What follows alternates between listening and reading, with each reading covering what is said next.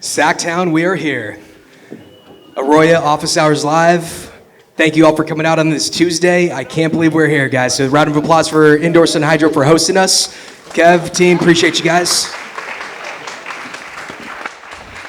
It's pretty wild. Like Tim and Kev, we were just kind of talking about where this event started. It was just a group of 7 of us over at Big Sexy Brewing right around the corner from here. And to see what's going on tonight on a Tuesday night here in Sacramento at the Grow Store, this is wild, guys. Like I'm incredibly humbled that all the people came out to support. I mean, you guys see the production that we're here now with. Like there's a lot of helping hands. So I just want to say thank you to everybody that put this thing together. This is not just me, guys. I'm just get to stand up here and yak around and ask great questions with experts that I look up to. So thank you, guys. Really appreciate you. Round of applause for everybody putting this together. Woo. This thing's on? Are we live? Can you hear me?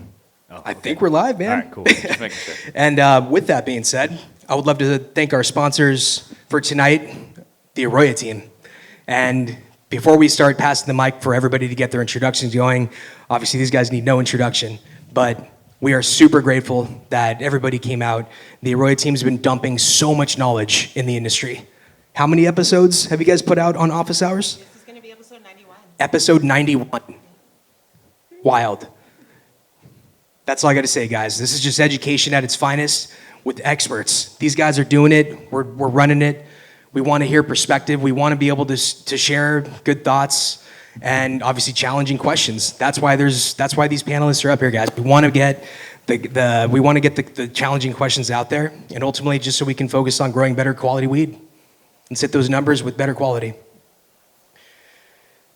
So tonight's also special because we're doing a collaboration with Grow World, and I'd like to say shout out to Nick Moran. Thank you guys for letting us actually live stream this event on Grow World platform. I don't know if you guys have heard of Grow World, but it's pretty cool. It's a commercial-based cultivation platform where you're a validated cultivator. You go on, you get authorized from Nick personally, and you basically get to link up with commercial product suppliers. If you want to do a trial of a specific program, that's your guy. This is the platform where you can do it. No more bullshit, no more marketing tactics. Just go in, if you want a trial, sign up, check it out. There's no better way than to actually try something and just make sure, before you start going full blown and actually getting that trial out for there. So really stoked. Thank you, guys. So brief agenda. We're going to start off with some commercial trends or some current trends in commercial cultivation, and that's going to get the conversation rocking with these guys. We've got some excellent discussion topics up here that I'm sure we're going to dive into, some current trends. Really excited about that. So without further ado, I would love to have Kaisha talk about the actual, one second. I missed a slide. Look at this, gotta love live. So Kaisha, what are we giving out tonight? Yes, so tonight we are actually hosting a raffle at the AROYA table. Fill out a raffle ticket, get you some merch, but most important is you're gonna be in the running to win an AROYA Go or a Solus. So we are giving one of each of those away to the live audience tonight. And then to the Grow World audience, we are giving a Solus to, it's the most upvoted question of the night, right? Exactly. Excellent, yes. So democratically chosen, the best question on Grow World will receive a Solus in the mail. We're super excited about tonight. You want me to get the intro going, man? You ready to get this party started? All right, what's up, Bromies? Welcome to Office Hours, your source for free cannabis cultivation education. I will be your co-moderator, Kaisha, tonight, along with Sergio. If you have any questions, you're logging into the live stream, or you're on live on YouTube or Instagram, be sure to drop your question in the chat. We'll do our best to get to it today. The focus, though, is going to be on the live audience, right, Sergio? So let the conversation begin. Let's start off with some brief introductions. Mr. Tim Crowell, lead us off. Thanks for coming out, everybody. We really, really do appreciate it. My name's Tim, kind of a cultivator in the Sacramento area, founder of Faven Under Canopy, and just really happy to see everybody here and all the faces here. So thanks for coming out. Thank you, Serge. My name's Kevin Crouch. I'm the Director of Cultivation for Delighted. It's a double-stacked LED here in Sac. We have 1,170 flowering lights, about 1,400 total. with the veg. Yeah, and it's fun. Thank you for having us. I'm Seth Baumgartner. I'm with AROYA. Been with it for about 2.5 years as an agronomic advisor. Love working with the people down here in Sac. You guys are always on the cutting edge of everything, so I'm happy to be here. I'm Jason Van Leuven. Been using substrate monitoring systems since 2017. Kind of jumped on with the company to get the industry going in cannabis and make sure that everyone's using technology to grow the best product that they can. And just wanted to reiterate, I mean, Sacramento is one of my most favorite places to work simply because of the people and the products that we're seeing coming out of here. So great to see everyone's faces in here today. And I'm not going to answer a single question tonight because I am not one of the crop steering and cultivation experts, but I am a consumer. And I do love Sacramento cannabis. My name is Kaisha McMillan. I am the Senior Content Manager for AROYA. So in addition to seeing me on office hours every week, I write a lot of the long-form content that you see on the website. So I'm going to be here maintaining the conversation with Sergio. Awesome. Appreciate you guys. Round of applause for our panelists.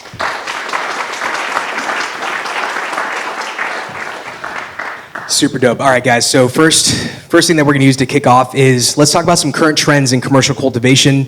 Obviously, a lot of different perspectives are up here. So I want to kick off the obvious one with under canopy lighting. And Mr. Tim, I would love for you to lead us off with this. What do we want to know? You know who actually did tee me up with like the best questions Thursday was Jason, because we did an AROYA Live then and just killed it. So you got any more questions for me? Do you? I burned up most of the good ones on Here, Thursday. let me recap a couple of these because that was a fantastic It was episode killer. you guys did. If you haven't seen it, go back and watch it. He nailed just a ton of the key points when it comes to applying under canopy lighting in a commercial setting. And the big one was what people are not improving or adding onto in their grow room, right? Because you're adding an extra element. So dehumidification, right? That was one of the things that you touched on, Jason, was like, what are some of these key things that they're missing? And if you're just slapping on more lights, and if you don't adjust your plant count, Tim, what's it happen? Yeah, so one of the, so I've, just a quick background. I've been using under canopy lighting for almost 4 years now. And I was a part of a company here in Sacramento, Connected, who did a lot of R&D on intercanopy and under canopy. And so I was able to kind of use them and learn a lot about how to go about applying this new technology. One of the biggest yield and quality drivers was plant count. And actually seeing that lowering plant count when you're using under canopy lighting adds to your yield and it adds to your quality. And that really just comes from what I think is really giving each plant its ability to function at its most efficient level, right? You're giving it the space, you're giving it what it needs, you're prioritizing airflow, right? And so that was one of the biggest takeaways we had with applying under canopy. And when you are using under canopy, you're going to have a greater demand on your plants, right? You're going to need to feed them a little more and water them a little more. Well, that's going to lead to a little more humidity in your rooms, right? So if they're using it in the substrate, they're transpiring, right? They're adding humidity at a higher rate. So lowering plant count is actually a really easy and cost-effective way to kind of mitigate that extra humidity. And it also, I think every grow facility owner or cultivator wants to hear less plant count because that means less moms, that's less substrate, that's less clones, it's less everything, right? So that was one of the biggest drivers, and it's hard to quantify, that savings alone, right? When you start taking plants out of rooms, there's a savings there. So yeah, that was probably one of the biggest, because I was thinking shove the plants in there and get more, I've been growing for 15 years now. It was always we have to have this many plants because then we can guarantee we're going to get 2 ounces of plant and we're going to have this yield. And it really, it's really hard to be there. It's really hard. It's a hard position to be in, but just try it with one bench. I tell everybody, try one bench and then you'll understand. It's a great conversation when you start looking at hard costs versus soft costs. Soft cost reduction is something that it's hard to measure. And so until you start really looking at these extra touch points, the extra time, the extra amount of labor that it takes to do these things to produce with that much more plant material. That's my curiosity is how much more efficiency are you saving, and, and is it being quantified? Well, I think when you start to look at the finished product, yes, it's quantifiable. So reduction of soft costs is something that I'm really starting to see more of with, adding supplemental lighting down below. To continue on this one, I was just, always try to take the audience perspective on a question here. And so how much do I want to change that planting density? Let's say I want to take the first step to doing that. What is that first step, and how do I know when I've optimized it for each plant or each strain, even better? Every facility is different, Jason. No, That's why I'm asking the question. I know. In my facility. So, man, it's been extremely difficult to kind of frame up very basic SOPs to kind of put on our website and give to customers because everything is so different. And some people are already at these low plant counts, right? So, I think if you're around the 9-ish plants per 4x4, it's a good place to start. And then you may move a few plants up from that, and you may move a few plants down. I think it's a really good place to start as a baseline. If you're looking to change everything on your first run and your first trial. But I do tell people that, if you don't want to change anything and just change under canopy for your first run and just see how your facility changes and how that movement and that just that one variable changes everything, then it's probably a good place to start. If you want to drop a little plant count, I understand that too. What I would recommend is going 3 plants wide, right? So if you're on a 5-foot wide bench, I can see you pushing a 4th plant wide. That's fine.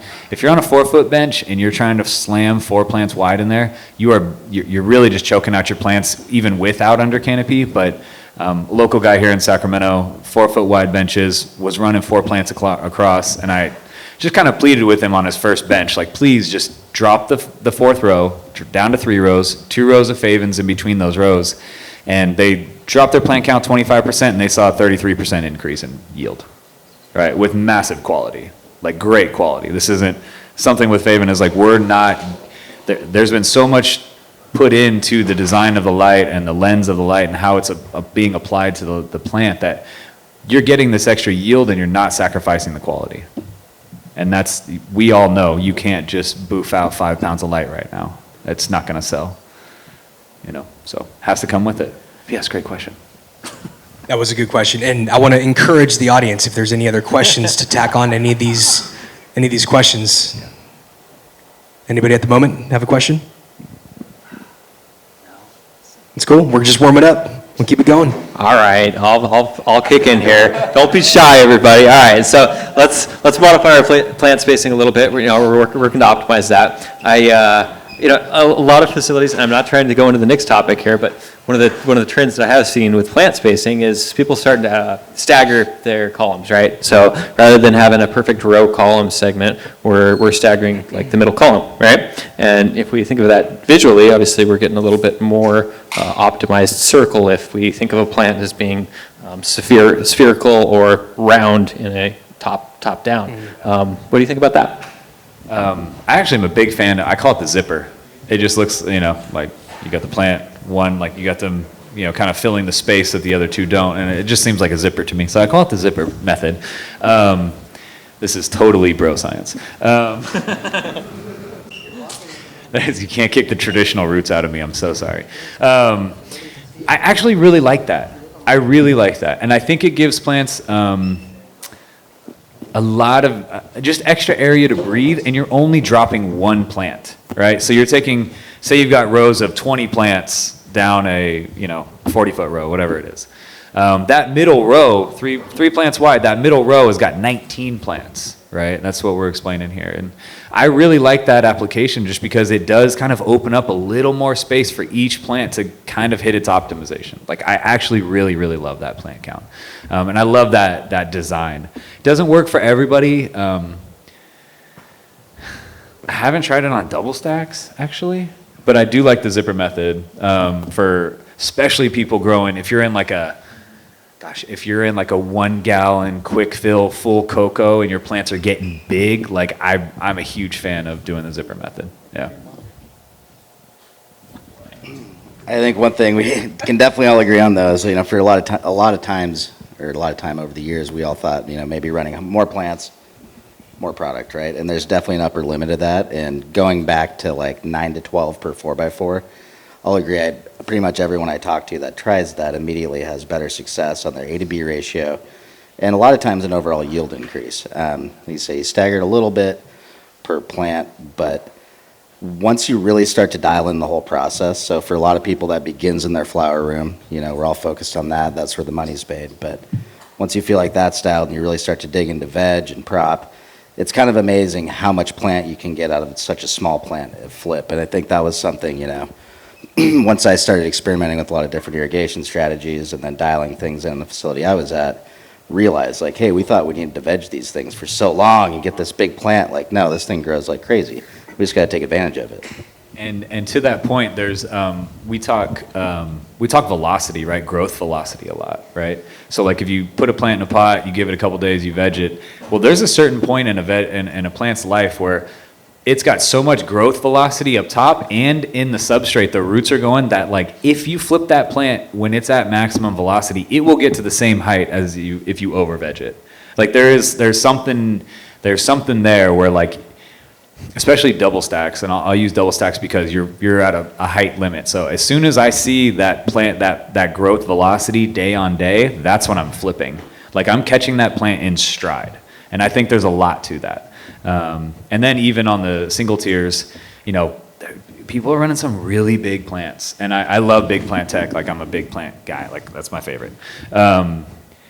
But do some trials. Flip a row that's 12 inches tall and 16 inches tall and 18 inches tall, and just control that variable of like flip height, and I think you guys will see that you'll end up at the same place, and you can cut some days off your veg. Could we also touch on genetics? Like, just know your genetics, please. If it's a 1x, 2x, 3x stretcher, if it's a glitter bomb, flipper. If it's a glitter bomb, Yeah, or at the Z. I was going to speak to that too. We do a lot of genetics, a big variety, and exactly the veg acceleration can differ depending on your genetics. So sometimes you can kind of counter that with your plant count. That's what we do. So some things that take a little longer to take off, maybe you do it at a little higher plant count, and that's what we do. And that higher plant count will allow it to actually naturally stretch into the box, because every plant's getting a little less oxen. They're wanting to stretch up, so you can get them to fill that box a little bit better.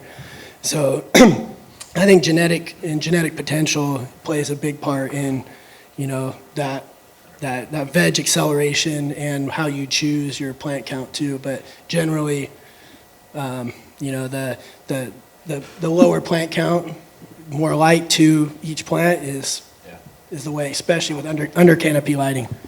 There's no doubt about that. Got a question? Yeah.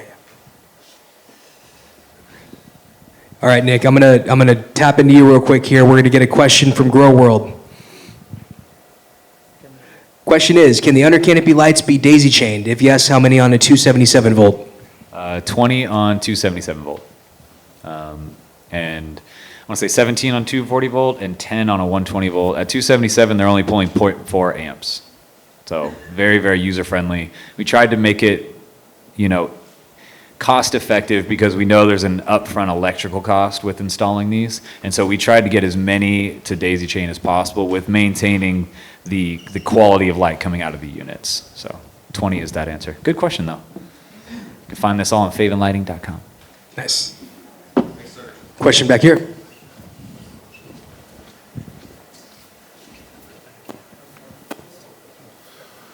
How many watts per 4x4 or 4x8 would you recommend with under canopy lighting, and what height would you set it at in the canopy?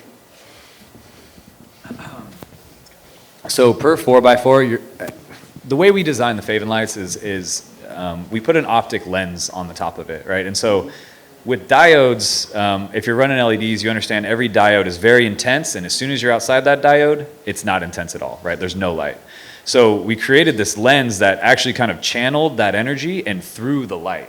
So we did that because running 3 lights wide is one, a strain on power, 2, it's a lot on the plants.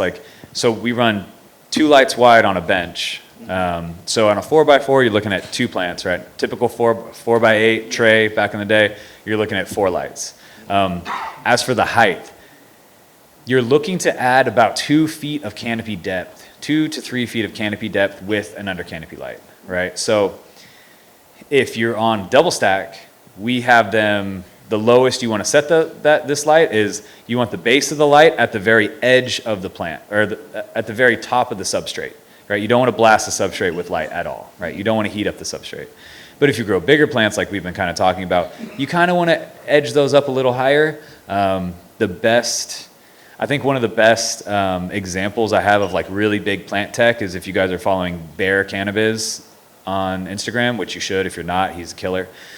He's actually got his Favens like 14 inches off the table because he grows 5-foot plants, you know? So, and he underclears under them, right? But he's just got such a big voluminous plant that he has to raise it up a little more. Now on our double stacks, we've got them like pinned at the very lowest we can because we're trying to optimize every little bit. So yeah, but 2 good questions. One more. Is there a particular time you turn the under canopy on, or does it start from the day you go to 12/12? Man, my FAQ is just like, this is perfect teeing up. This is great, thank you. So I don't like doing anything 0 to 100 in cultivation. I think that's not the way to treat the plant, right? So back in the day when we did these side-by-sides, whether to turn the lights on 100% at a certain day of flower or to slowly ramp them up, we saw slowly ramping them up not only alleviates any plant stress you're going to have, added plant stress from under canopy, and then also the yield was very comparable between the two, but turning lights on day 1 at a low intensity and letting them and increasing them by day like 17, 18, 20, end of week 3 is like your real goal. We saw a 2 to 4% increase in yield compared to the row that turned on like day 14 or 15 at 100%, right? And so it doesn't seem like much, but I think we all know in this room, if you're a cultivator, 2 to 4% on every room, every turn, and in your facility, that adds up at the end of the year. And that's strictly to your bottom line. That's just how you apply the technology. It's not adding any more costs, so. But yeah, good question. One more question. Please. Is there a particular spectrum that you found works better one than another, a Calvin or a redder, bluer that's working for your under canopy as opposed? So Calvin is a metric that doesn't really apply to plants. And I've had this conversation recently because people are putting out false information. It really applies to like the lighting in your house, right? Like if you want it bright or warm or whatever vibe you want in your home. And so with HPS, we designed a spectrum that kind of brought in a little more blues and greens with some 660s and some 680 that kind of rounds out the far red spectrum of like an HPS bulb. But really it's more going backwards and looking at the old metal halide and HPS rooms that were just really dank and just really, really high quality bud. And so adding a little more of that blue spectrum was really important to me.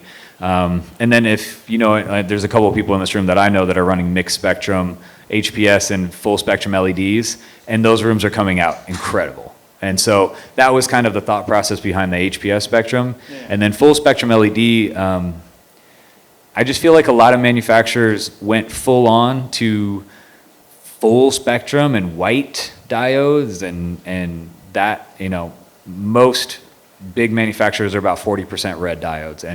And really, if you're looking at the difference between quality of LED cannabis and quality of HPS cannabis, it comes down to like the spectrum, right? So what we did is kind of round out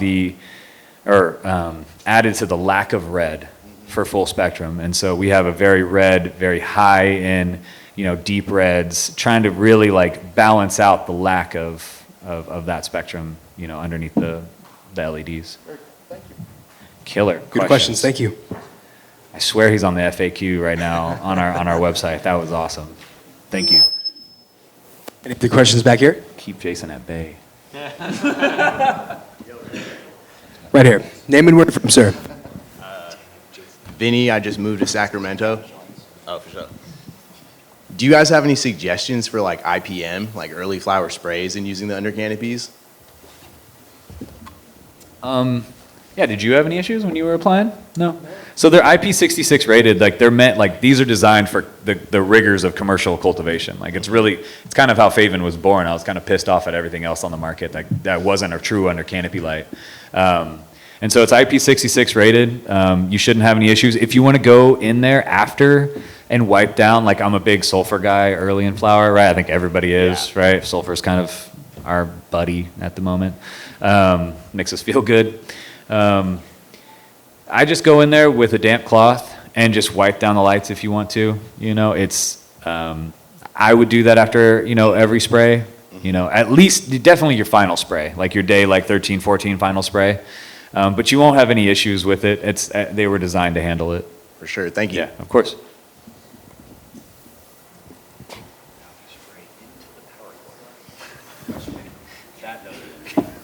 Thank you. And sorry for the interruption, guys. I'm going to just make a quick announcement. The food truck's leaving at 8 o'clock, so just want to be mindful if anybody didn't get a chance to grab some food. You got until 8. Sorry. Thank you, guys. Other question? Name and where you're from, sir. Hey, Jacob Nelson, here at Sacramento, North Country Farms. So I guess this is more for the AROYA team, Tim also. What principles do you need to keep on the forefront of your mind when applying under canopy lighting into your grow, when incorporating it?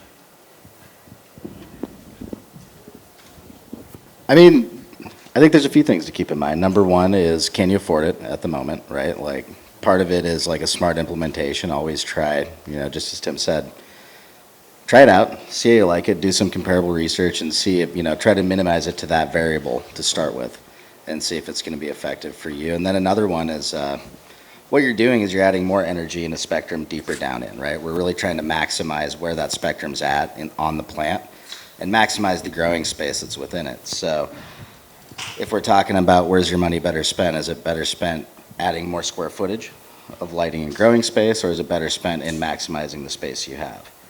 And in some situations, if you're going out of business, you need to move somewhere cheaper. That might be something you try to go cheaper and get more square footage might be better for you. If you're already at the limit of everything else and you've got the power availability, I think it's great to try, but realize that it comes at a cost, just like everyone going from HPS to LED. Not only do we have the spectrum working for us, but that plant temp. So, right immediately going to LED, harder to control humidity, harder to get that diff late in flower. Those weren't always like the first things that jumped out when going to LEDs because they seemed more efficient, everything else seemed great. But now there's these other challenges that mean like, we didn't just knock our electric bill down. There's a balance where we're spending more on DHU, more on environmental control, and then also later down the line, potentially more on different types of supplemental lighting, just like the mix LED and HPS rooms we're seeing, or manufacturers coming out with more far red spectrum, trying to imitate that HPS spectrum because going back to it, we all generally like the results we got. And I know for myself, now growing exclusively under LED, miss HPS because it had some benefits that just made life easier, right? But that's just not the way the market's going and probably not what we can expect from the future. So I think try it out. And like I said, there's like anything in your farm, you need to do an ROI analysis and see like, hey, what's it going to take to pay it off? And can I do that right now? And if you can and you have a budget, this is probably one of the more effective ways to look at like, for one, just changing that ratio of A to B buds. That's a big thing for all of us trying to look for that purple nug is, immediately you go to the LEDs, you get a pretty shallow bit of canopy that's purple, and then you've got now your B that's all green still. And just that alone, for better or for worse, is valuable in the market. We're at a point now where on certain strains, if we're looking at a $200 to $300 premium per pound based on how dark purple you can get it, you can take a yield hit at that point at a whole room rate and, really push what your goals are on that strain. And then, on the backside, it's obviously good for your brand when you're hitting those goals reliably, not struggling to maintain that supply of like really consistent flower. Yeah, and I think what we talked about last Thursday as well is, if we're seeing an increased amount of transpiration from the plants because we have more light in the room, obviously we're going to have to increase our irrigation demands. And that is at the same EC as we were before we increased the irrigation demands. So you might have a little extra nutrients on hand and make sure that your irrigation system, your fertigation system can handle, what did you say? You said like up to 20% possible increase in irrigation volumes. So. Water volume, 10 to 15%, and then EC we see more of a a positive increasing EC when you introduce Favens to HPS rooms, right? Because you're introducing LED into an HPS, an existing HPS room. When you're adding it to an existing LED room, we're not really seeing that demand need, I guess you could say. But again, every facility is different. But yeah, all good points. And your main constraint here is just power. Do you have the power? You know, because the ROI is about one run. Under canopy is equivalent to AROYA dropping the Teros 12 a couple of years ago, and how revolutionary that was for cultivation. Like, this is here to stay. It's not a gimmick. It is absolutely revolutionary, and it's gonna. The sooner you get on board, the better the prices will be in the meantime. Because under canopy lighting will be one of the catalysts that leads to the next leg down in the market. Like, that is the next price down, which will come eventually. Don't get too comfortable. Yeah. It's coming with or without under canopy, but under canopy will help the catalyst.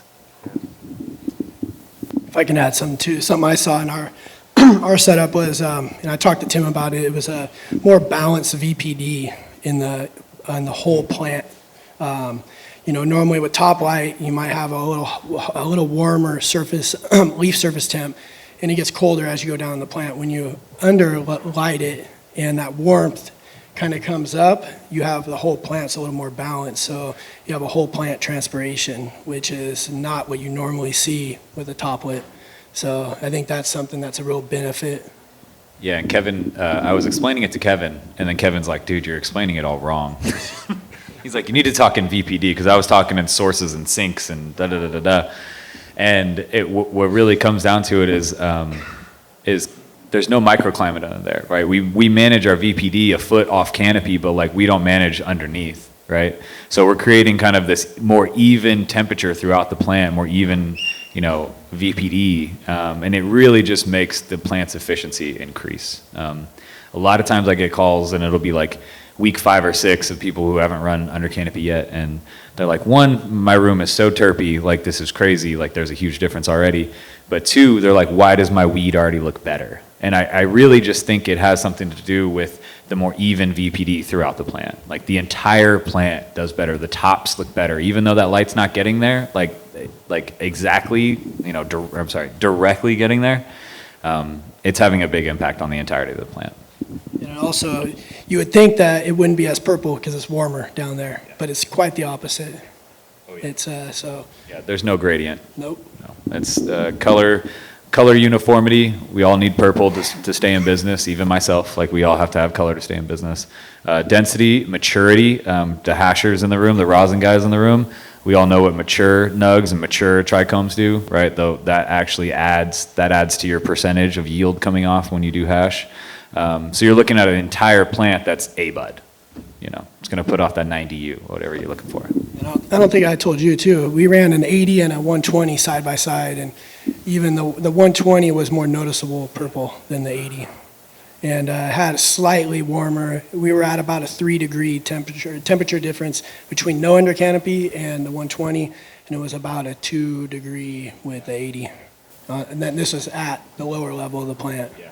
And Kevin, a question about your nutrient program. Are you removing nitrogen at the end of week 6 or 7? Yes. You are? Okay. Yep. Thank you. I'm going to look to the crowd here. What challenges are you guys having if you're crop steering with any sensors or anything that you're currently up against? Any current opportunities that we can pick the brains of these guys on? Sergio, can I ask actually a common question that we get? Yes, please. And it was submitted a couple weeks ago. We just haven't gotten to it because we have so many live questions. But this is a common one we get a lot.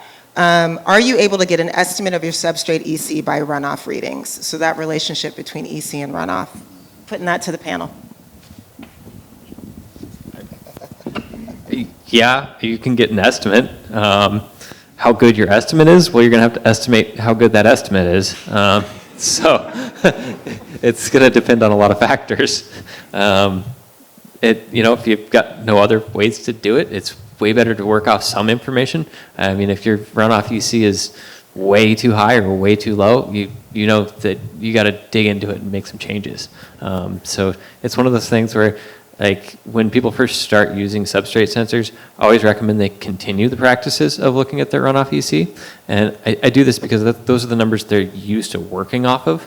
And as they start to understand that, well, the EC in the substrate is what the plant is actually feeling. So this is the most important thing. So this is, we're reading directly what the plant is interacting with. But they'll get an idea of, all right, well, okay, what is that estimate like, right? Am I usually seeing my substrate EC being 1 EC higher or 2 EC higher than my runoff EC, or vice versa? And then they can start to kind of get an idea of, all right, well, now that I can work off of what my EC is usually in my runoff, then they start to do that with the substrate EC. So, we're thinking about, all right, here's what I'm used to seeing as far as runoff goes, and then this is what I'm understanding for substrate ECs, and start to kind of recalibrate themselves to the numbers that are coming from the substrate.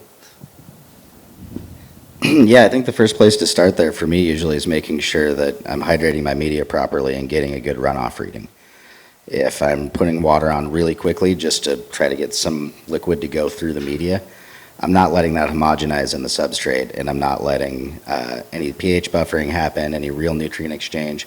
So everything's just channeling through at that point. So it's going to be, more representative of my feed than what's in the EC of the block. So as long as I know that, I can start to be accurate. And then also, down the line, even after you're using, substrate sensors, it's still good to check, because from a remote sense, when you're trying to manage a huge population of plants over many thousands of square feet, sometimes you have to rely on getting this data to draw conclusions. You can't go look at every single runoff test yourself and go watch every single P1 watering and make sure, hey, we did hit full hydration, we hit saturation, and then we got runoff. We didn't get any early. Or, hey, we got some early on half of our plants. This, I can't pull it from the table. There's all these little logistics to it. But once you establish those numbers that you should be seeing, when you see deviation from that either way, if it's building, you can start to look into, hey, we're getting very little runoff perhaps, or what's going on there. Or if you're seeing it just drop dramatically, there's probably a good chance you're pushing some pretty big shots, you're getting channeling, and that's not really giving you a good picture at that point of what's going on. So all data points are great, and it's another one of those things that you want to corroborate with different tools and start to find out, hey, what are more and more signs of when things are starting to go south with either my irrigation or substrate health, and when do I need to start to take action? I want to pick your brain on low flow drip emitters, 0.3s, 0.5s. When does it make sense to have 2? When does it make sense to have more? Should you have more? Just talk to us about that. I like 0.3s. I like having at least 2 per substrate. And really the thinking there is it's been pretty well published by most of, specifically maybe the one that's most popular right here in this, long-standing substrate manufacturers that say, hey, if we have less drip rate in there, then it's going to be a better homogenized substrate as far as water contents go. And I've used this simile many a times on the show, and that is, if I think of a dry sponge, kitchen sponge, and I put it under a faucet that is running fairly quickly, a lot of times there's going to be water dripping through the bottom of that sponge before the edges are even soaked, even before they're wet. Substrate's not a lot different than that as far as, in theory, what's going on there. Now, if I've got the sink just dripping, that sponge is going to become completely soaked before it starts running off through there. And so if our flow rate is too high, one of the things that we can do is, one of the things we'll see is irrigation channeling. So you'll get areas in that substrate that are more wet. And then you can also start to, those channels will have a waste of nutrients, a waste of water, right? We want that to all go into the substrate, and we want the substrate to be as consistent as possible. One, because that's how the plant can use the most of it, and the more consistent pretty much anything is in a facility, the easier it is going to be to manage as well. Thank you. Any other questions back here? Right back this way.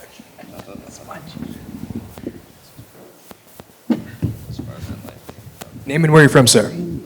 Evan, ECM, actually based out of Arizona. With your guys' communication, are you guys ever going to open source that for your environmental that talks back with BMS systems and BAS systems? Sorry, I was having a little bit of a hard time hearing it. As far as the... Yeah, so I work with a lot of people in this industry that base everything off of what AROYA goes off of. But your communication back on your changeover values is different from what actual BMS systems and BAS systems use. You guys smooth out your guys' data a little bit different if you go from the live one to your actual graph. And so you'll get that run out of your systems and AC systems, and that's where a lot of the environmental impact comes into play. So Great. wondering if you're ever gonna open source that so that everybody can tap in like pretty much every other system in the world. Great question. I love this because I help quite a few clients implement our open API. So we've had the open API on the market for, I think, well over a year and a half now. And what the open API is, basically, it's just a REST API. So you can write a little bit of code and call our API to provide raw sensor data to whatever system that you want. So, whether that means that you have to have a little bit of a translator between the JSON file format that's coming out of there into whatever BMS protocol that you'd like, that is up to our clients' engineers. Sometimes they do it themselves because they're super creative and they love doing that stuff. Even better than that, we are working on some integrations with popular controllers. Some of that's in Modbus, some of that's in a couple other formats. So that thing is in the roadmap, and in the meantime, you do have that open API. However, for making some environmental controls, as like making those control decisions, I would use some caution because the climate stations that we have currently are on 3-minute reporting intervals. And in my opinion, in many of HVAC situations, that's not quite quick enough in order to operate HVAC equipment as efficiently as possible. The value that I put in there is that it's a exceptionally reliable and accurate sensor that you can write some checks with. So not money checks. I wish it was writing me checks, but like what I'm talking about, what I mean with that is with like a BMS system.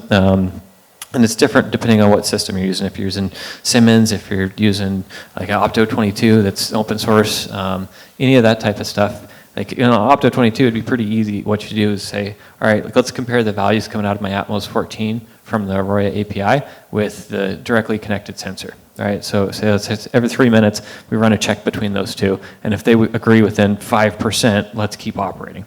Now, if they disagree or they're more than 5% off, then let's throw a flag. Let's send a message and say, hey, there's something going on in the room that's making this sensor malfunction, right? So it's like checking your equipment, right? That's one of the really good things that you can do. And another thing that you can do is make irrigation, automated irrigation decisions. So obviously the irrigation data every 3 minutes is usually fast enough to start to automate things like that. So love that question. And if you want to know more about the API, I'd love to get you going on it. You hit a sweet spot with the API, man. Good. Any other questions on that? Hey, Sergio. Yes. We got a question in on YouTube that I'd love to ask the panel. Can I do it? Let's hear it. All right. This one came in from one of our regular viewers, Iron Armor. I love this question. They write, everybody likes to talk about their good harvests, but what to consider after having a bad harvest? How bad? Man. You didn't grow candies. Did the room catch Everything. on fire? Do you have any notes, pictures? Look back at your phone. Every time, okay, not every time. Let me restart. What's your baseline, right? Like, it's so easy to get away from your baseline, especially in a world where when you can consume so much knowledge, right? There is so much education on Instagram or YouTube, and it can be like, oh, I'm going to tweak this one thing, it's going to be better. I'm going to tweak this, and I'm going to tweak this. Well, now you're 3 moves away from your baseline. Okay, you need to make sure your baseline is written down. I don't care if it's on an Excel spreadsheet or it's in a janky little notebook. I do the janky little notebook still. I'm sorry. Napkin, good one. I'm a janky notebooker. I'm sorry. I have some notebooks that are just worth more than gold to me right now, like that I go back on when I do find myself after having a few bad runs. And more often than not, it comes down to something small you changed and you just didn't see what was going to happen down the road. So getting back to your baseline, getting back to your ABCs of irrigate it when it needs more water, you irrigate it again. Like go back to as basic as possible and rebuild. And that may sound like it's going to take a long time, especially if you're a home grower, you have 2 lights, 1 light. That's going to take you a while. In commercial, that only takes you a couple weeks, right? We've got rooms dropping once a week, twice a week, so you can get back to that baseline very quickly. But I myself, even, with the experience I have, I actually just kind of pulled out of one of these like down slumps, and I'm like really feeling myself on the way back up right now. And it really came down to stupid mistakes that like we got away from the baseline, right? And so yeah, find your baseline, write it down. That is everything, and then only deviate one variable from there, is what I would say. Yeah, in my experience, usually the worst things happen when we got too comfortable and stopped taking notes and trying to organize that. So then when it hit, it was such a project to go back and figure it out. That was all we could do, is go back to baseline and then just go, okay, we have to probably just pay as much attention to detail as possible. And sometimes maybe we messed up bad enough that a series of things cause a disaster, so we can't, all we can pinpoint back to is like, hey, we got too comfortable. Generally, that's, like I said, that's been my biggest problem in the past. Especially, unfortunately, like if you have a core awesome group of people who have been working together forever, you all trust each other, sometimes maybe too much. And then, just sometimes a small slip up will really hurt things. Yeah. And we've all been there. Like everybody in this room has been there. Like it's a very terrible place to be when you don't feel like you're, if you've been in it long enough, like your plant health is tied to your self-worth, and it's not healthy, but it's real. It's super real. So just take care of yourself. Make sure you're not a terrible grower ever. Like I found a lot of success 10 years ago when I stopped jumping on the forums, because that's all we had 10 years ago was the forums. I stopped looking at forums, and I got better because I started looking at the plant. And I feel like today those forums are on hyperdrive, on Instagram scrolling, and you just have so much information being thrown at you. So like just go on an information freeze and get back to basics. Like that's, yeah. Yeah, and I want to reiterate that, like, don't beat yourself up. Yeah. And unless you don't put the work in to figure out what your mistake was. If you put the work in to figure out your mistake, it was a learning opportunity. And yeah, it probably cost you, but now you know how to avoid that next time. And what, maybe it's something in your facility you need to upgrade so that it can be more reliable, your life can be more stable. Maybe it's a decision that you made that you probably won't make again. I also add as much built-in redundancy as you can. So, checks and balances. Every night I have timers going off. I'm watering. I'm always checking something, and you just double check whatever it is. If you're watering your climate, you're dimming lights, raising lights, and so you just always have either be yourself or have somebody else double check your what you do. That's nutrients, climate, irrigation, redundancy for sure. Yeah, let's see. Raise your hand if you accidentally did AM instead of PM one time. Sometimes Open Sprinkler will do this thing where I'll want to drop 1 minute off, and I'll go hit the down, and all of a sudden it goes up for forever, and just it's a glitch, and it's I don't think it's even Open Sprinkler. I think it's my freaking computer. But it'll do it every once in a while. One time I saved it, and I got a call from my buddy. He's like, "Dude, you've been irrigating for 5 hours. Like, what are you doing?" And I was like, what do you mean? He's like, "Yeah, bro, you have it programmed at this." And I'm like, oh, damn, that's me, So, like Kevin said, double check everything. I love Open Sprinkler. It's a great platform, but man, Anyway, double check. Well, that's kind of one of the beauties of getting into commercial cultivation. You crank so many crops through. Everyone's a learning experience, and one of the things you definitely learn is people and machines both break. Yeah. At certain points, there's gonna be problems here and there.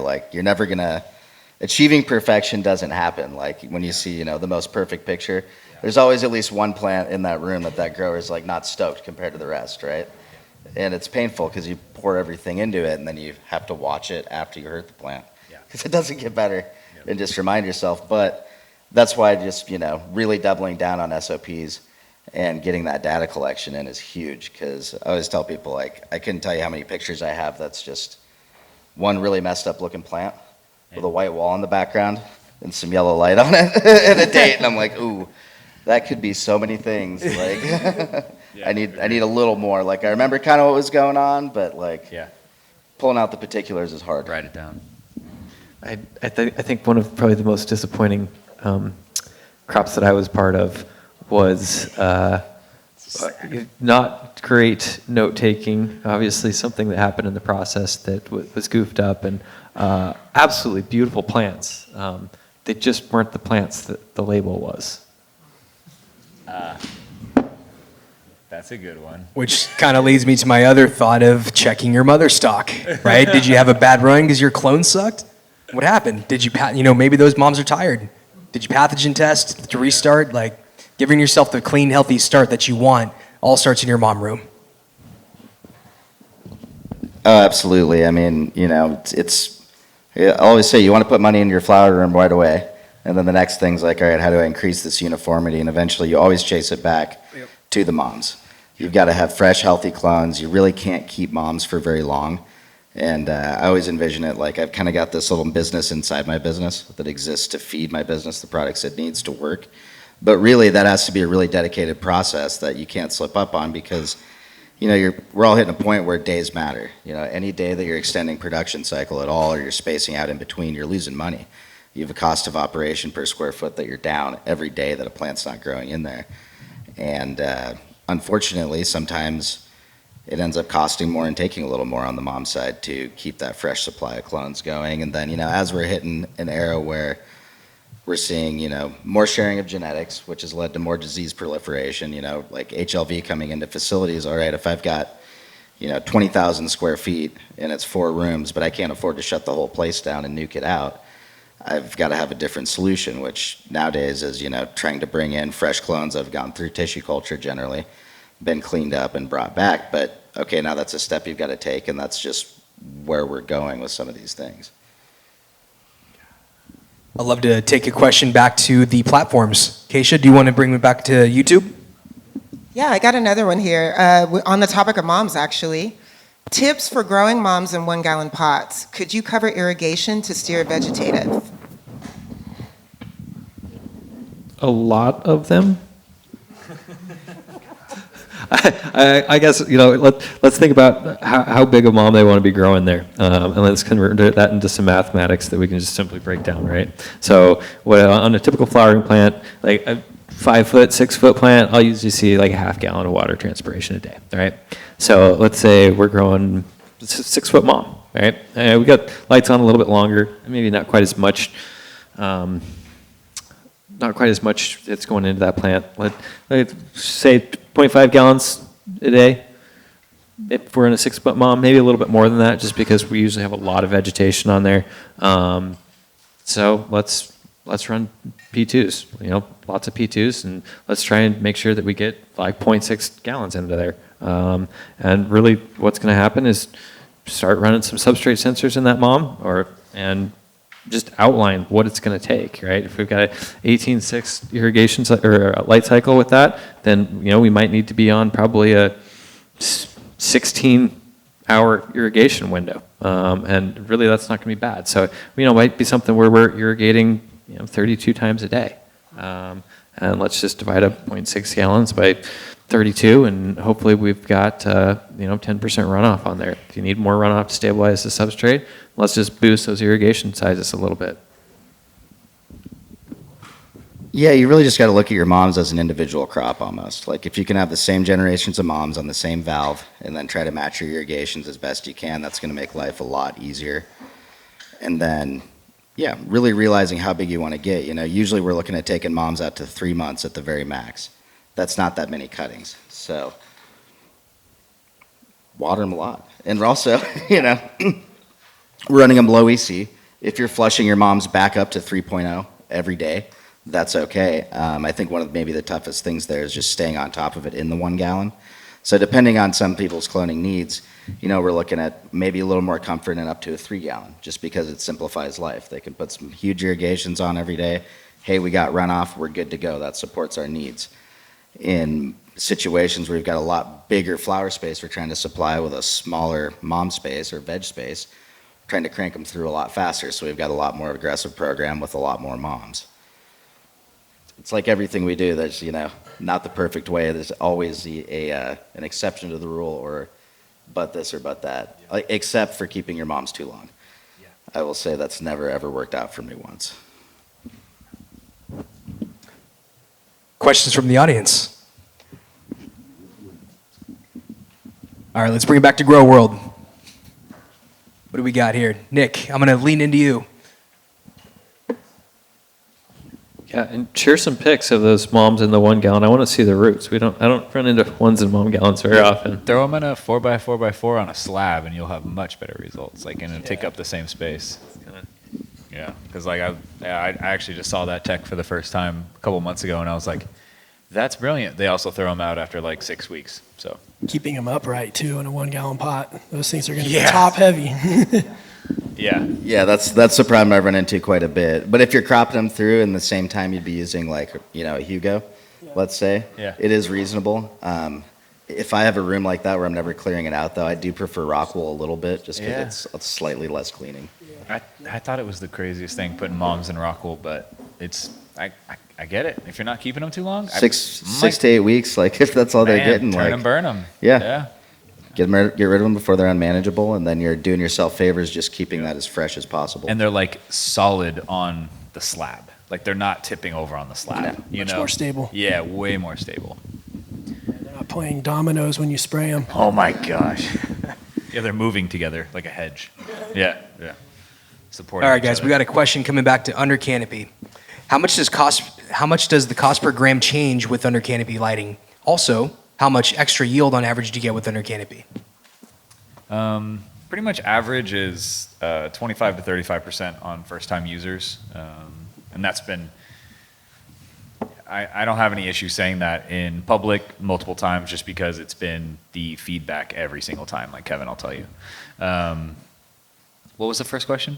What was the cost per? Yeah, the average cost to increase. Run. Yes. He's looking for the price premium. Yeah. Are you getting $200 to $300 more a pound? And maybe that boils down to are you getting the purple mature bud? Is this more of an A versus B grade ratio? Yeah, and there's a ton of metrics that I can't. Sorry, metric's a bad word. There's a ton of variables that I can't quantify because it's different facility to facility, and I can't quantify the difference between a pound of purple bee buds and the difference between a pound of green bee buds, right? That's green bee buds are $500, purple $700, right? So that $200 difference, that's more than $200. That is almost 40% increase, right? That's massive, especially because of bees which you shouldn't have very many bees, between 5 and 10% using under canopy, really closer to 5%. I can't quantify that because it changes every facility. If you're a brand, there's a ratio between you have a bulk pound that weighs 454 grams with 128 eighths in it. How many of those 128 eighths actually make it into a branded bag or jar and sold for premium? I'd say the industry standard is about 70%, 75% of that bulk pound makes it into a jar getting premium numbers. With under canopy, you're seeing those numbers closer to 90 to 95%, right? So way less material getting sold at less desirable prices, right? So it's hard to quantify just because yield is very easy, right? I get the yield numbers every morning. I have a couple texts or a couple DMs dude, I just set my record way by far, or my 2-liter did this, my 200-liter did this. It's every morning I'm getting these texts now, and it's great. It's the best feeling ever. But what really is another driver is the purple, right, fetching that extra dollar, running candy genetics that don't really yield, but they actually do really, really well with under canopy because they actually throw a lot of bud sites. We just have to clear them up so high because if it doesn't receive light, it doesn't even turn into a bee bud. It's like larf. It's like growing sour diesel back in the day. It's straight larf under there. So if you add any kind of light, you're getting way more on these candy genetics. Like candy genetics are probably the ones that I've seen the biggest yield increases on, like by far. Skittles, crazy. Like just, that was crazy numbers, crazy change.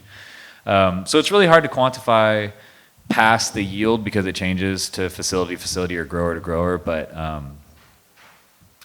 I can tell you it's not hurting your smoke quality and it's not hurting your look and it's not hurting your terps. It's only making everything better. Kaisha, what do you think? Another question from YouTube? I do. This is actually for Seth and Jason. Somebody wanted to know the difference between our new sensors. So the Terrace 1 versus the Terrace 12, what are the differences? Tim would also like to. Guess everybody wants to know this. So other than the name, obviously, we've got some physical differences with the sensors. The Terrace 1, it's only got 2 prongs. It's using a completely different measuring method. The Terrace 12 is a capacitance measurement, and the Terrace 1 is a complex dielectric measurement. And so basically what that's done is allowed us to consolidate it, make the sensor a little bit physically smaller. It's round, so it's actually quite a bit easier to install through hard pots, which has been kind of a challenge with Terrace 12s. A lot of times when I go into a facility, maybe might be new with the system, they just got them stuck through the hard pot and there's air on the prongs. Definitely not something we want to be seeing as far as getting accurate measurements. So those are kind of the baseline differences as far as when we're looking at the sensor, this is how it operates. The real big advantage of it is that Terrace 1 is going to be more accurate. And this is going to be especially important when we get into lower water contents. So when we see water contents in that less than 20% range, sometimes less than 25% range, every once in a while we'll see those ECs start to really climb up. And some of that's basically a side effect of the Terrace 12, just trying to basically estimate what those ECs are. It's still been the best sensor on the market for the time being, and like most people that are very determined, the best keeps getting better, and that's what's happened with the Terrace 1. Is we've developed a new sensing technology that even when we're at really low water contents, maybe we're pushing extremely hard generative signals, it's going to maintain extremely high EC accuracy. Is there a rebate program if I want to trade in my Terrace 12s for a Terrace 1? Yeah, there absolutely is, and it's super easy. You just go on the web page there in the web store, and tell us how many you want to trade in, and it'll get the process started. I thought you were joking. That's real? Yeah, It's live on the website. It's any condition. Terrace 12 with you can either do Terrace 12 only, Terrace 12 with the nose. So there's lots of options depending what condition your equipment's in. We'll take anything back as long as you're existing customer. And really, we want to do it because one, we want to help our clients. We want to help our growers be encouraged to have the best technology on the market. Right. The reason that we do this is to help the people we work with become as competitive as possible in this industry and optimize the way that they're growing. They love growing. They want to be the best growers. And, as humans, the reason that we're here is because we've evolved and learned to use tools. So as much as I love just reading what the plant does and says, I can't do it as well as sometimes things like electronics can do it. One of my favorite things that I talk about when I first started using the Terrace 12, I looked at the graph and I thought, man, this is exactly like the electrocardiograph in the medical industry. And that's the good old tick, tick, tick, of the heartbeat on the monitor. And I thought, man, I could have my ear next to the person's heart and see like, all right, this is a fairly decent arrhythmia, or rhythmic action, whatever they call it. I don't know medical that good. Or, we could set up a computer that's recording it and it's catching anytime that it's unexpected, it's catching the highs, the lows, the durations, the differences in those beats. We can set alarms on it, so when someone's going into cardiac arrest, we can get some hospital staff in there. And it's not that much different as far as when we're operating a cultivation facility. These are living plants, and their conditions are always changing. And so that was one of the things that kind of opened my eyes up, is like, hey, I can learn way more about this plant by understanding things that I can't see rather than just the things that I can see. And a lot of times the issues that we're dealing with that we can see, they're actually showing up because of a problem that has already occurred. And so if we can catch a problem earlier than that, we're way more likely to have a happy crop.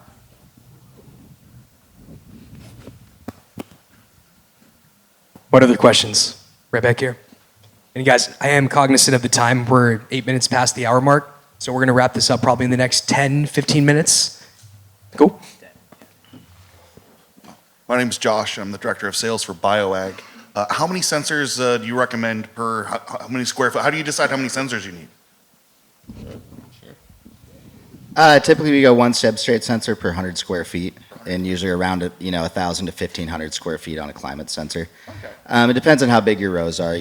That's a general rule of thumb. We'll go plus or minus.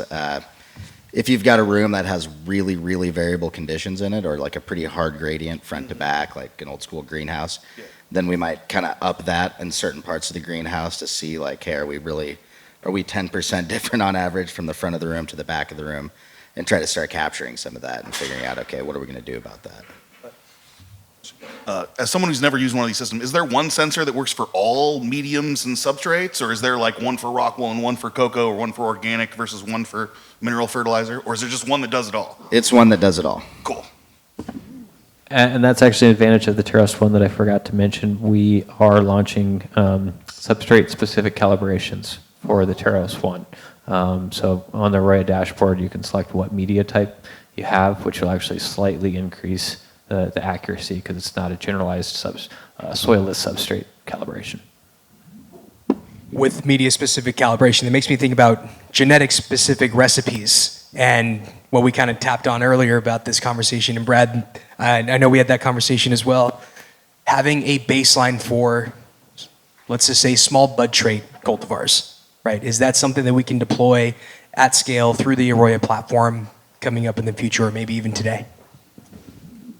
Yeah, absolutely. And actually, for years, some of our most advanced clients have been doing exactly this. Not necessarily for the small bud traits that you're talking about, but in application, it's not much different. So when we look at harvest groups in AROYA, basically that operates on a template that you can set up. And that template is going to dictate things like irrigation patterns, temperatures at points that we want to hit.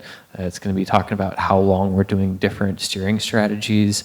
It's going to be able to include any specific tasking or pest management that might be for that strain to optimize it. And those templates are awesome. You can copy and paste them, tweak them, be like, hey, this is version 1. You can get that baseline that we were talking about. And then you can start to go one different way with it, or two different ways, depending on how many R&D type rooms that you might be working off, or how risky you are. I always agree with Tim on the only try to change one variable at a time, and do your best to document that, both what your input variable change was and what your outcome difference was.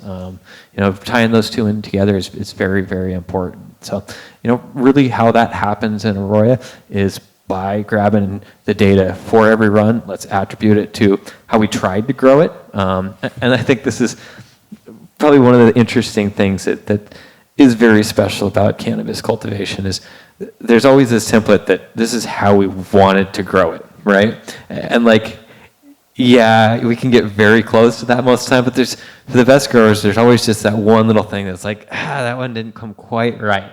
And every once in a while, it actually comes out better. And if you have it documented, you understand, well, when, that the one dehumidifier was off, we grew a little bit better. What was the difference in our VPD? Was it just slightly lower towards the beginning of the harvest cycle? Obviously AROYA is counting what day of the cycle that you're in to try and keep track that you don't lose a day because it's written on a whiteboard, any of that type of stuff. For our multi-state operators, they're able to share those recipes across their different facilities. So, we've got clients in the 1 dozen 24 facilities within AROYA all the way across the United States. And they're able to, one, share what those templates are, and they can also share the performance of those facilities. So are those templates working for the facility? What facility do I need to put more energy into? Hey, maybe this one's got a new grower that just needs a tad bit more education on the things that standardize our company. Standardization, right? Trusted, verified genetics with irrigation recipes attached to that. You copy and paste that across your facilities. Well, I mean, it's just a huge upgrade from when you used to buy a pack of seeds and it says, 60 to 70 days, heavy, medium, light feeder. But the more information you can get, like if you're a breeder or someone distributing genetics, even if the way you didn't grow it was some way you considered perfect, you can at least show them how to replicate those results. They can always improve from there, but just giving people that baseline, because right now there's so many genetics out there, and any information coming into your facility to really try to cut down on that learning curve and really reduce that time it takes. I used to say it'd take like 6 to 8 runs to really nail something if I was taking good notes and didn't have sensors. With sensors, I can get that down to closer to 2 if I've already got really dialed SOPs in my facility. If all I'm really adjusting is my steering strategies a little bit, and then, obviously a few other things to monitor it. But generally, I'm not doing anything too wild with my environment. If I had a strain that required me to grow it at 2.6 VPD, the whole time in order for it to perform halfway as decently, I know that's not like, can I grow a whole room of that? And if so, it better yield really well, because I know everything else in the room is going to be awful. Like, we already have limitations in that respect that we work off of. So I think what I've learned over the past few years is dialing specific strains is not only so much easier, but is so easy if you have good data where you can just say, look, here's what happened.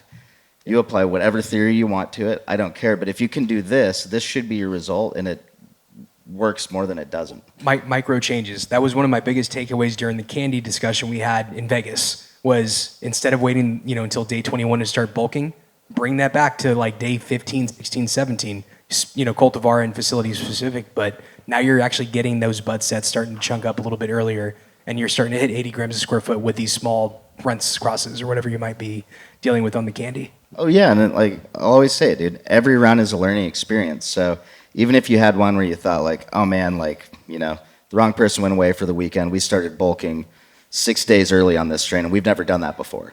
Just because you've never done it before doesn't mean it's necessarily going to be a bad result. On some strains it might be. But every once in a while, you're going to run into something that does contradict the rule a little bit. And it's just really important to know that you have that exception on that strain. Like an old example I'd use is just a classic ice cream cake cut. When you're trying to teach people to go prune in the greenhouse, like, hey, don't hit this one as hard.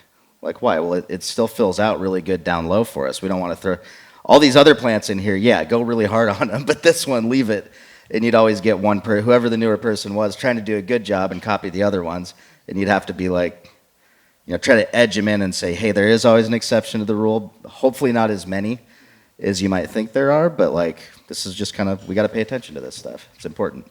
And one of the main reasons why I asked about that, thank you for elaborating on the templates, and they've been in the system or available to us. It's de-risking, right? When you're bringing on new genetics, when you're starting to copy and paste these across multiple facilities, it's de-risking the understanding and the information that's already available for us. So small changes, right? Tim, micro changes, macro results. Always. Guys, we're getting close to the time here. Any other questions from the crowd? Right back here. Name and where you're from, sir.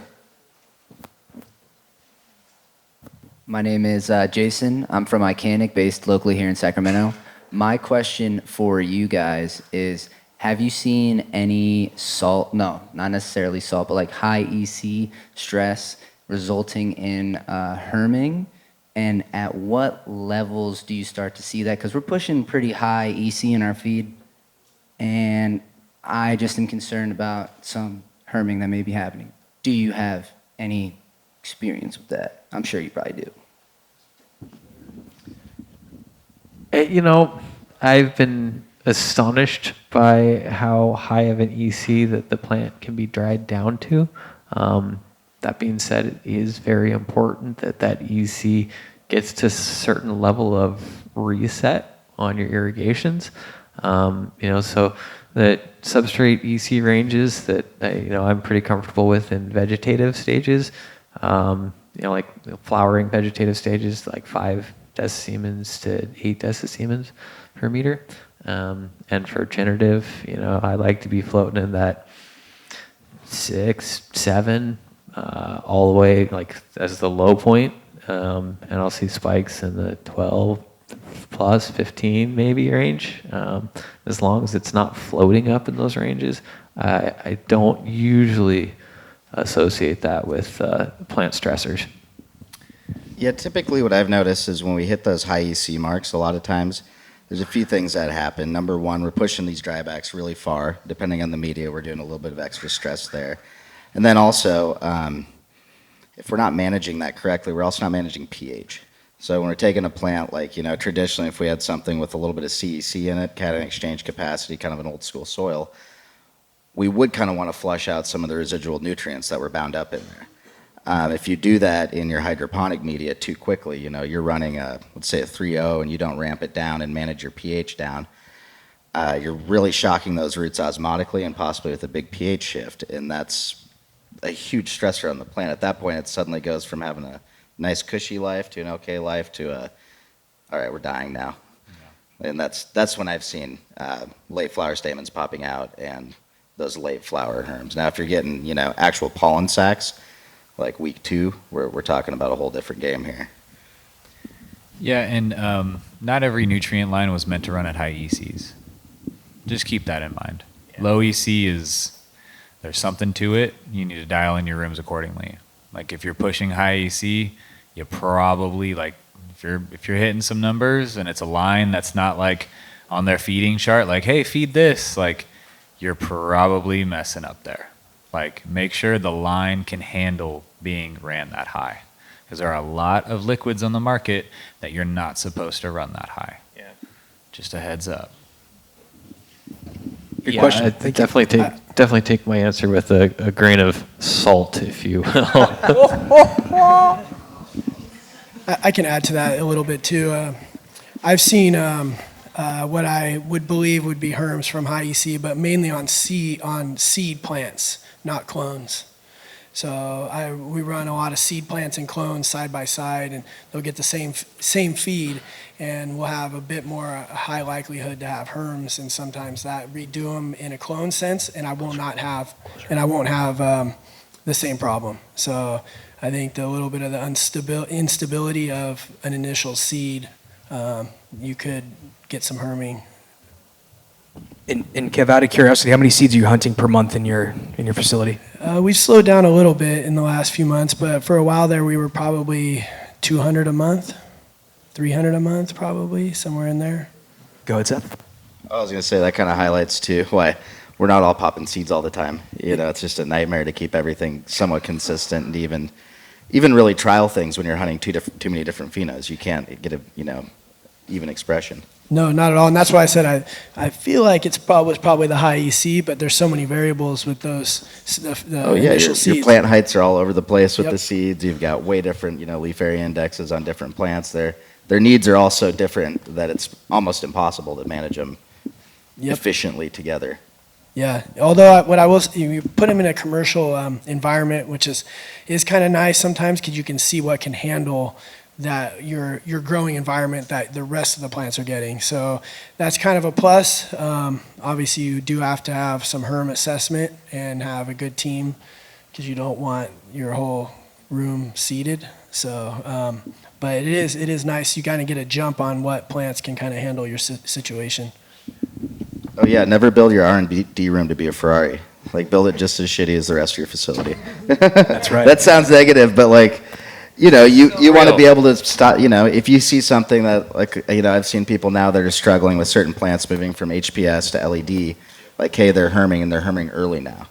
That's like, do we know exactly what that is? Not always, but that tells you can't run it the way you're running it, for sure. So take that off the list right away. You got to live within your limitations. It's not worth seeding out a room.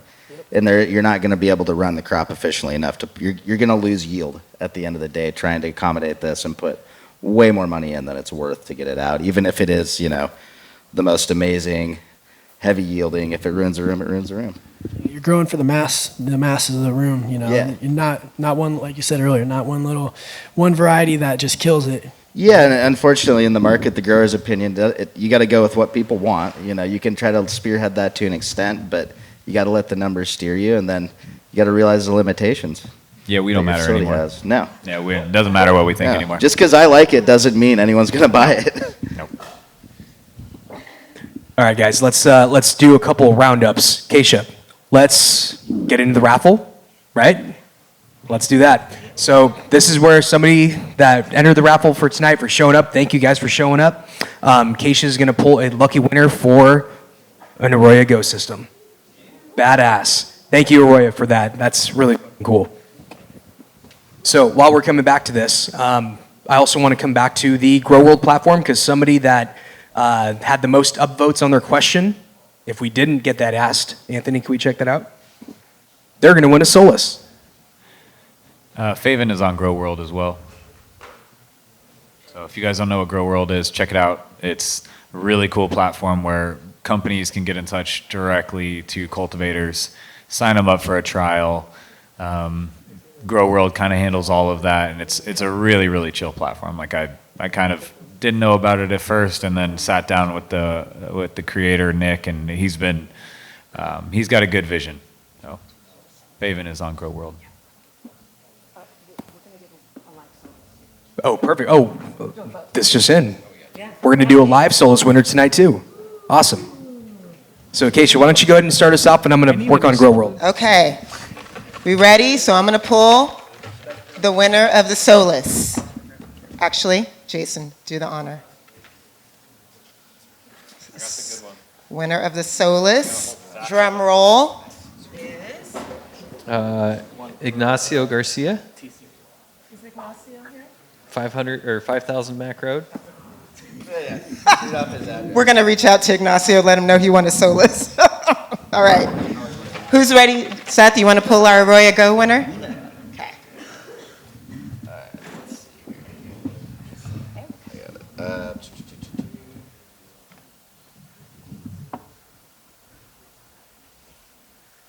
Mark Mazzatelli.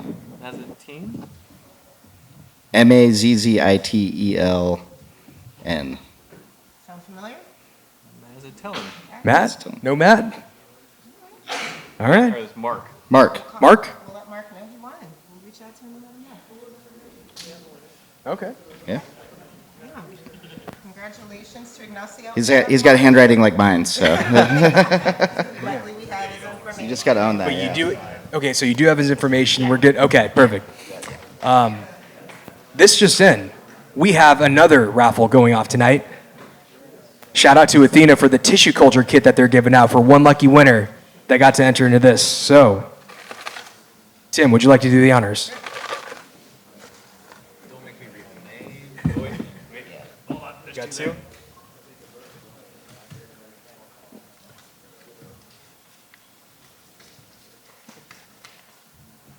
Stephanie Shepard. Stephanie Shepard. What up, Stephanie?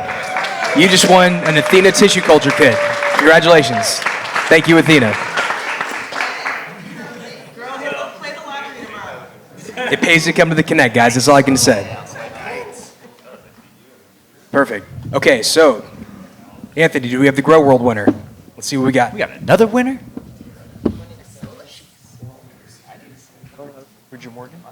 Okay, and our winner for the best question on Grow World, who will be taking home a Solus, Bridger Morgan, with the question was.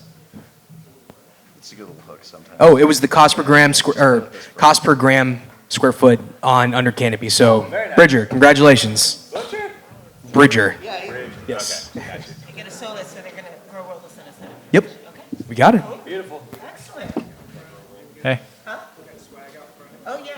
Running low. Yes. We got a little bit of swag out in the front, T-shirts and hats if anybody wants some. But Sergio, thank you so much for having us here. Thanks, this Serge. was amazing. Yeah. You guys crushed it. Thank Very you guys for cool. coming out. Thank you, Serge. This has Yeah, been thanks, awesome. man. Thank you Appreciate guys. Appreciate you on Grow World, on AROYA Office Hours Live. Thank you guys. Let's grow together. Much love. Sunglasses next time. Yeah, blinding up here. Stage was not as bad. Yeah. I was like, we're just all gonna look squinty and Yeah. Yes.